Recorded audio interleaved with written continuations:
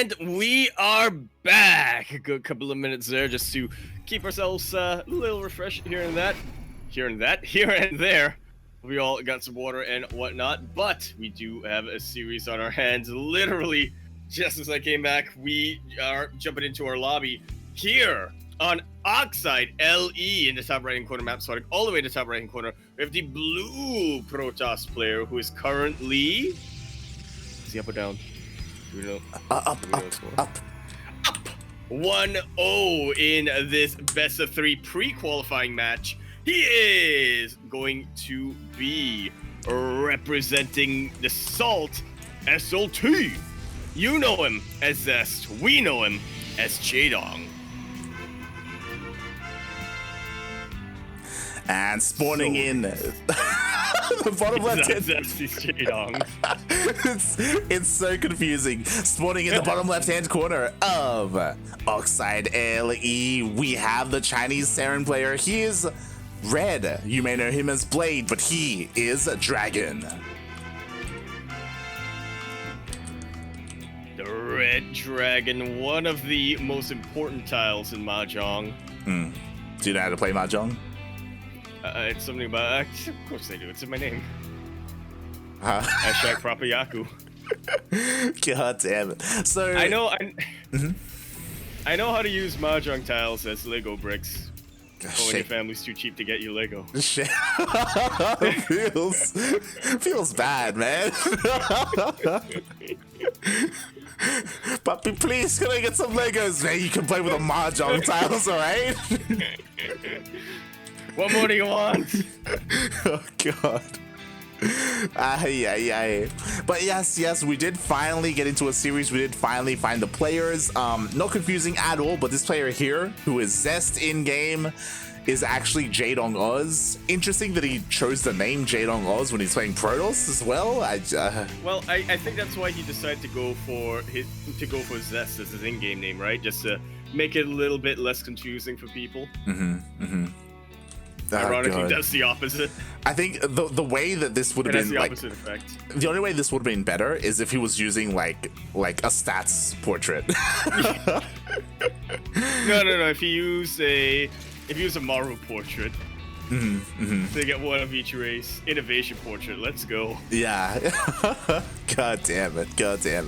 Meanwhile, we do see the Reaper going across the map. It does get a little bit of damage done on the workers, but it does get pushed away by the Adept. And Zest is going for that proxy Robo, not Stargate. Yeah, I'm a little bit worried for Dragon right now. He was unable to get into the main base of Zest too much, unable to really see that the tech is kind of lacking at the moment. Yeah, he didn't get to confirm the gas count, which is the worrisome thing. He did see that there was only one gateway and one cybercore, so maybe he knows something is up, but he still has not scouted this, and this is scary.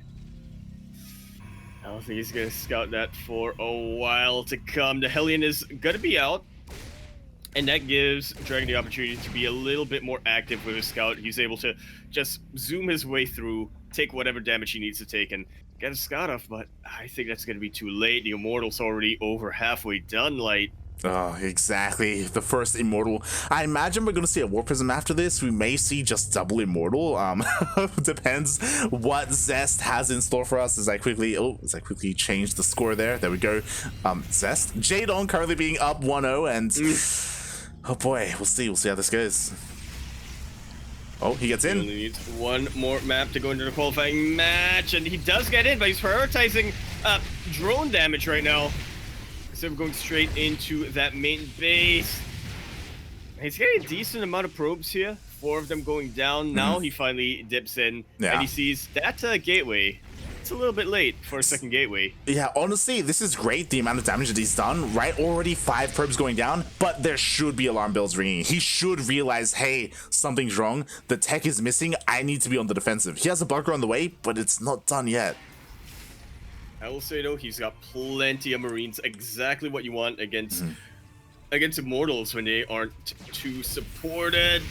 Zest will come in, and he has eyes on the army. He knows how many Marines there are, so he's trying to draw as much fire as he can. He's trying to take as many SCVs down.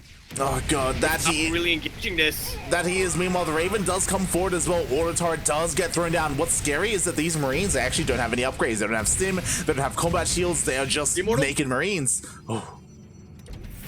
Immortal almost went down, but it did not in the end. And yeah, as you said, they are naked Marines. The Raven was really useful with its auto turret, but now it's completely out of energy. The Cyclone is gonna be what Dragon has to use to try to kite as best he can, but I'm not convinced it's gonna be enough. If the Banshee gets out, but he won't have Cloak. Oh god, exactly. We do have the Cyclone logging onto that War Prism, almost gets it, but not quite. Meanwhile, the Marines are going ham, and they are being able to take out the majority of these Stalkers, but we have another Warp in. It's a really good concave, but in the end, the Immortals do stand tall. Guardian Shell was activated, just like so. The tank is out now, and the Immortals go down. That was a beautiful... So 10 SCVs. Yeah, that was a beautiful tank volley, but as you said, 10 SCVs, this is worrisome because right now, Jaedong has double the worker count of this Terran player. As oh my god, I keep pressing the wrong button. So yeah, this is really worrisome right now. Dragon stuck on 16 workers.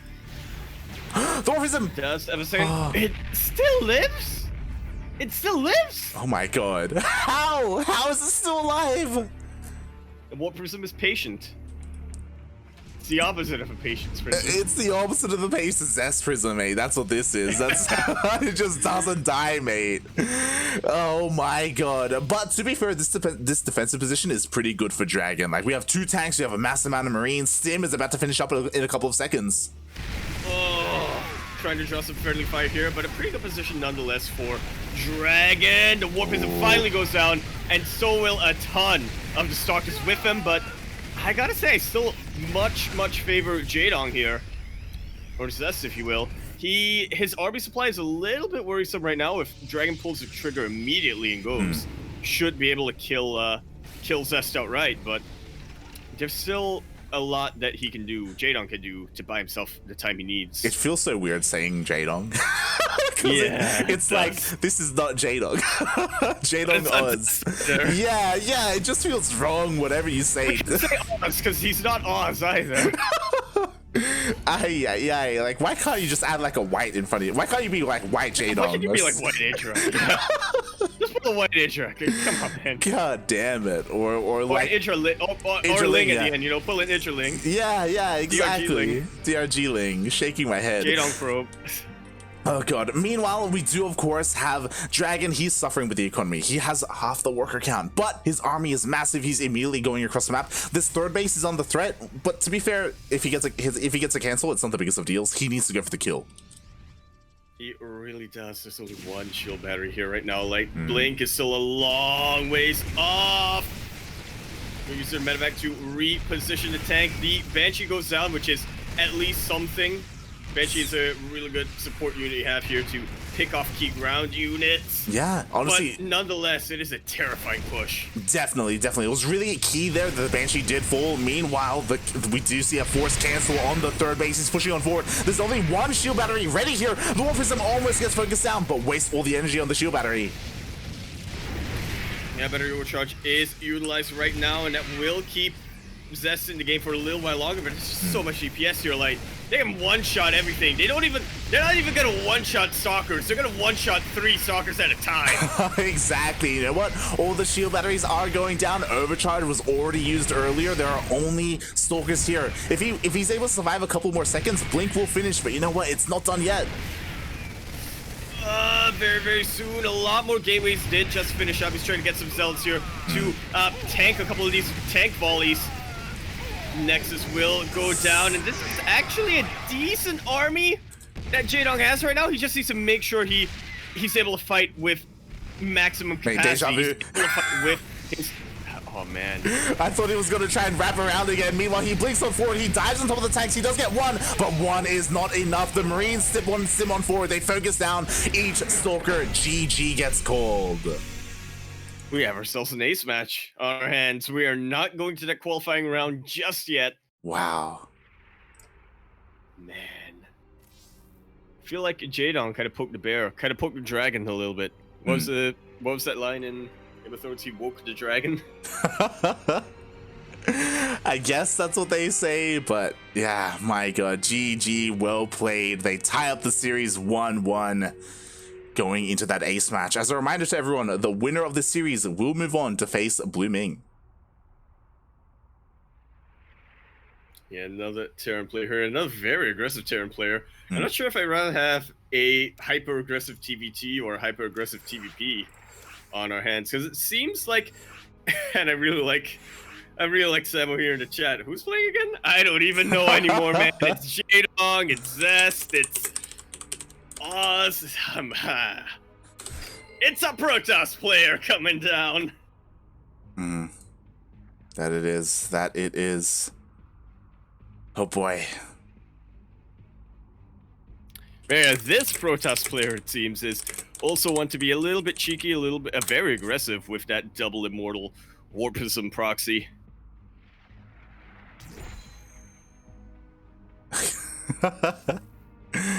And okay. Yeah. Hold on, let's remake this. All right, there we go. I believe this will be on Jaganatha. Yeah. You know, while the lobby is being remade, I'm gonna do something real quick. Okay. So as long as you're available for the invite, yeah. Yep, there we go. Cause I think I've given up here, Light. I'm gonna do what I do with Time, where when I cast Time, I just refer to him as Peinan. Are you looking up his name? Yep. So jaedongoz, real name Lee. Lee? Yeah, we call him Lee. We can call him Lee. Also known as Jollywell Loves and Sad Protoss. Oh, this is Jollywell Loves. We call him Stat. We casted him last year. Jollywell Loves. We love him. Why do you keep changing your name, Jollywell? Why do you keep changing your name? Okay, this makes a lot more sense. Okay, we see some familiar faces. I recall just because Jollywell Loves, like, he also had a different name actually last year, and in casting tool we had to. Protoss? I think so. Yeah, I think it was Sad Protoss. It's a confusing time for everyone involved.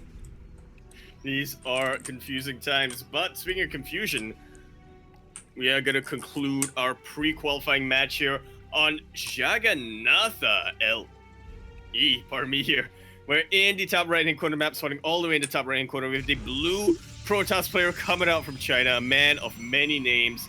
One of them being Zest, one of them being jaedongoz, one of them being Jollywell Loves, one of them being Sad Protoss, one of them being Maru, something like that. He is jaedongoz, yeah. Otherwise known as Lee. And spawning in the bottom left-hand corner of Jaganatha LE, tying up the series 1-1. We have the Chinese Terran player. He is red. Some know him as Blade, but he is Dragon.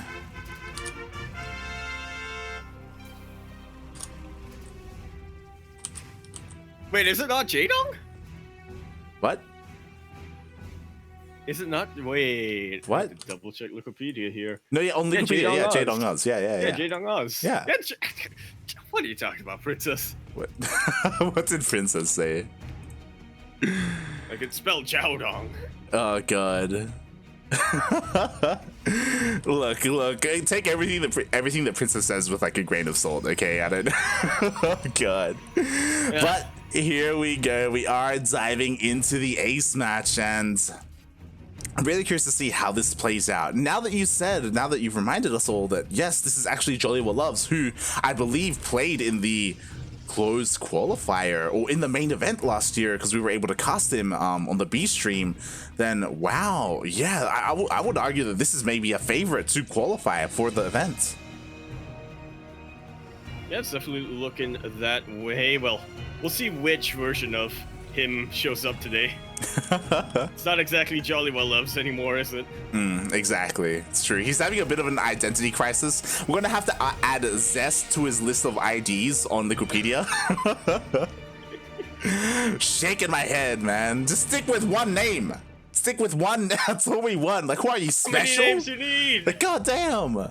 He's a Chinese specialist, who he is. At least special doesn't use multiple ones at the same time. It's true, it's true. He's just been through a lot. He's been through like 12. Like, goddamn. He's been through a lot in his life, yeah. He has. Oh boy. A lot of stuff. I'm shaking my head, mate.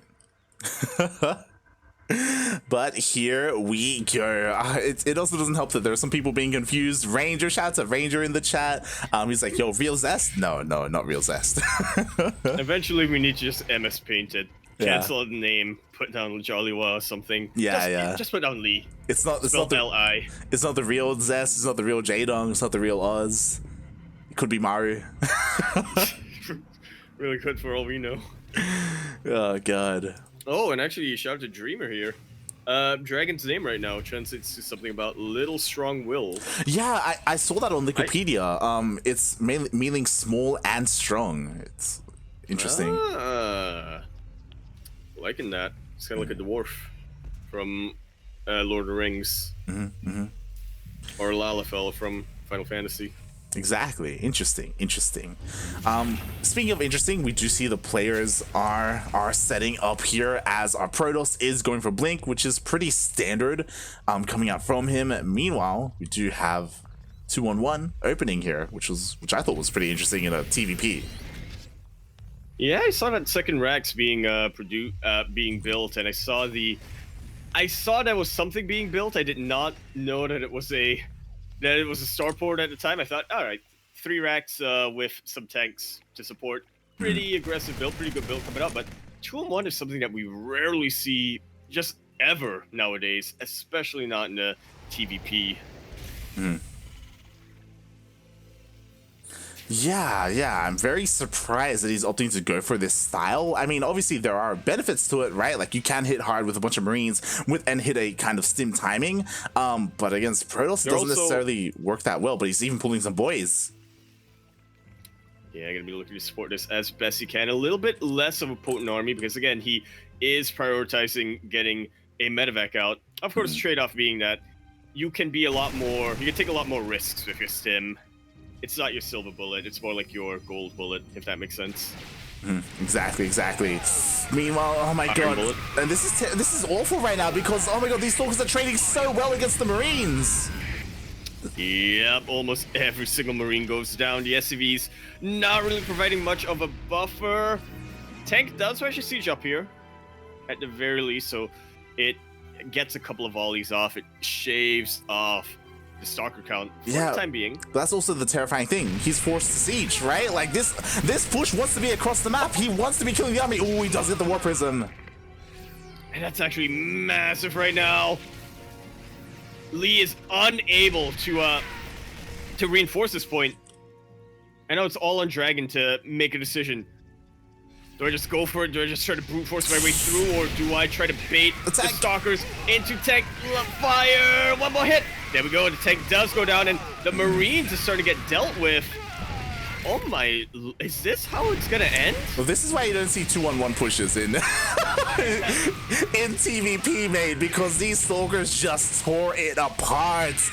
Engaged in the center of the map, took out the majority of the Marines, forced all these tanks to siege up, and now Zest, now Jollywa Loves has so much momentum just pushing on forward. There is still a tank here in the natural base, so it's going to be hard to break the Terran, but already just so much momentum in the Protoss' favor, even opting to go for a third base behind this.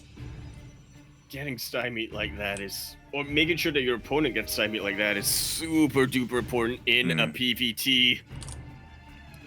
The Terran player, they want to be aggressive at the start. They want to prevent you from getting your economy out of hand. Yeah. But Zest has so much economy, he's even willing to blink forward and take out tanks like that. Exactly. Jeez. And it's totally worth it, right? He barely lost any Stalkers. Oh my god, the blink micro as well, keeping the low health Stalkers. Is this actually Zest? Question mark? As he takes down the tanks, he's just trading so well. Yeah, he really could be. Oh god. To be fair, Zest probably wouldn't have lost his War Prism, you know, it's maybe. Debatable. Debatable. He has been learning from patience recently, so. He has. As we do see, he's trying to, or he's thinking about blinking into the main base. Oh, he does blink back in the end. He doesn't commit to anything. Now there are 2 tanks in the natural, so it's going to be so much harder to really commit to any kind of push and break this position. But honestly, though, I think it would be a pretty good idea for Joliwa to try and blink into the main instead. Oh my god, but he commits! He does, able to take out 2 more tanks, the backbone of the Terran army, at least when it comes to dealing with stalkers like this. And as we're all well aware, Zest is not committed to the stalkers either. This is what he wants to. This is why he wants to use the early game to keep his Terran opponent back. He's already transitioning. He's getting that Robo Bay. Should be seeing Charge get researched as well eventually. Yeah, we definitely should. In no rush. Yeah, Colossus are on the way. Oh, the tank almost focused down, just barely. Nice. I almost said Warp Prism. Nice medevac micro. Oh, he's trying to take down the Warp Prism. Almost gets it, but the Warp Prism does survive. Dude, this is a Warp Prism. It just doesn't die, mate. Oh my god. And what's terrifying is that at the moment, like, a couple of tanks are being picked off here and there, sure, but what's the most important thing is that the Terran is stuck on 2 bases. He can't expand. That's the last thing you want as a Terran player. Well, that and having your army picked away, chipped away bit by bit. He is setting a drop forward, Dragon is. And again, he needs to do something to keep the Protoss player's economy in check, but I fear that it's too little too late. The first Colossus is already out. Thermal Lance is already more than halfway done. It is mostly a Marine army right now. No Marauders whatsoever. Now he's starting to get 1 or 2. I don't think it's going to make much of a difference. Slow lots.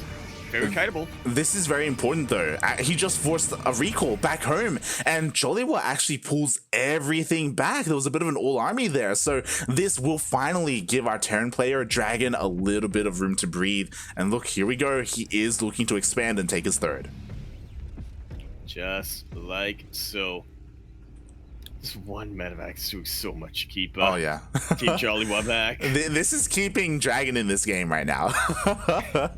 Oh my god. And we've been in this situation before where Dragon, like, his army supply is looking pretty good. It's not amazing by any means, but he definitely can make something happen here. It was a similar story last game, if you recall, where finally when our Terran was able to break out, he just went across the map and ended the game. That's what it was, wasn't it? And Dragon is starting to break out a little bit here, not in terms of his army, but economically. He has secured that 3rd base. Zest is moving across the map right now, and I'm not sure if the math is necessarily in his favor. He has a very potent army right now, with 2 Colossus, a 3rd on the way, of course, with Thermal Lance, but he's relying on Stalkers as his buffer, which is not something you want. He does get a Warp Prism, but not complete. Look at all this bio coming backlight. Oh my god, and he can't pull everything back, because if he does, then he exposes his tanks. Like, he's stuck between a rock and a hard place right now. He has to try and split up his army. Instead, he sends all his Marauders over. Meanwhile, the Protoss army is trying to go up the ramp. Oh, but it is covered by those tanks.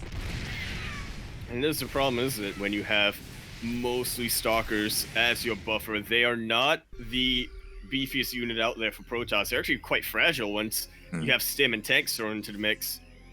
He needs Chargelets more than anything right now, and he cannot. He just can't get it. He just can't get it in position. Oh, exactly. Not yet, anyway. Oh my god. I mean, our Terran player has done so well getting back into this. I'm so impressed by how far he has come. And I don't know if Joliwa can really break this position. I mean, oh, actually we have a bunch of High Templar, a bunch of Archons. Archons are going to do a really good job at tanking those tank shots. They will. I got tripped up a little bit because I feel like we said that a couple of times this cast. Tank the tank shots. Yeah. Oh boy, would you see a scan? Okay, so Dragon is aware of where the army is positioned, or at least part of the army. We'll see how he splits up his forces. I love this. Look at this Sim City he's setting up. You're going to be forcing so many of these Chargelets into a funnel. He's making sure that his tanks, none of his tanks are too exposed. Medevac's out of energy though. And here comes Zest coming from 2 different angles. Look at the volleys that the Colossus are able to get, absolutely cleaving through the Marines, but not able to do much against the Marauders. Doesn't matter in the end. It looks like it will. Oh, we shall see. It looks like 1 tank manages to survive. We see the Bio Army does get on top of the Colossus, and the Colossus just barely manages to survive, but the Terran holds, but at the cost of all its SCVs. just about every single one is third base. Yeah, Dragon so far behind when it comes to the workers, but pretty far ahead when it comes to the army supply. 2 of those Colossus were taken out, as well as about 4 Archon, super duper high tech and expensive units out here for the Protoss player. It's gonna take quite some time for Jollywood to rebuild that, but Dragon ain't going for it. Exactly. I think Dragon is missing the killer instinct, unfortunately. Like, I do think that if he pulled the boys and went with everything, as soon as that fight ended, he could potentially end the game. Like, as you were saying, he's dwarfing the army supply of Zest, of Jollywa, and earlier on, he would have been able to take advantage of that, but instead he's staying at home. He wants to macro this out. But if Jollywa wants to be a little bit more aggressive here, if he keeps going into that position, then absolutely Dragon can take some very efficient trades and really start to turn this game around. It's on Jollywa to realize that he is posturing. He wants to end the game for some reason. I mean, to be fair, he wants to keep the Terran at home. I think he knows that he's vulnerable across the map, so there we go. He pulls the attention. He pulls the entire army back home to defend. I don't know if he's really going to commit to this. He has to be careful not to get EMP'd. He really cannot. He does move away from tank range. At the very least, these Colossus are looking for an opportunity to start hacking away at these Marines, and they are able to do that. So many Marauders, so many Ghosts. They're stepping forward. Oh god, exactly. The Archons are falling, the Colossus are falling as well, the entire army, aye. And now finally Dragon, he's just going across the map, he's just sending everything he has, the tanks, the Ghosts, the Bio, and what is there to defend, mate? Oh, there's a Disruptor. Sometimes it only takes one, but Dragon, once again, he is dwarfing the army supply of Zest. I mean, we look at the translation of his name here, translates to small and strong, kind of like a dwarf, but who's really being dwarfed right now? Oh god, that is the real question. There are a lot of charge. Oh, the Disruptor goes off. Not the best connection, and that was the only Disruptor for Jollywa. The only Disruptor, the Colossus getting super low. Really good EMP on the majority of the charges and one of these Archons as well. Oh my god, and that Nexus is getting even lower. It looks like, oh, the EMPs do land. The War Prism actually survives, but the EMPs do land once again. As you said, only one Colossus left, nothing left. GG is called. We have a TvT for our first qualifying match.